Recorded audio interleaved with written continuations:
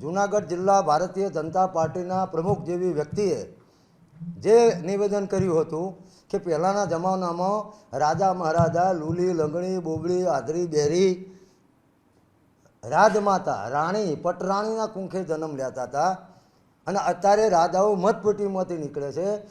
આ વાત માટે મેં 2 દિવસ પહેલાં પણ ભારતીય જનતા પાર્ટીના પ્રદેશ પ્રમુખ સી.આર. પાટીલજી અને હાઈકમાન્ડને કીધું હતું કે રૂપાલા બોલ્યા તમે ટિકિટ ના કાપી, હવે તોય તમારા જવાબદાર આગેવાનોના જોડે શું તમે આવી રીતે વ્યૂહાત્મક રીતે ક્ષત્રિય સમાજનું અપમાન થાય એવું જાણી જોઈને બોલાવી રહ્યા છો? અને જો તમે એનાથી સંમત ના હોય તો તમે આ 3 દિવસ થયા,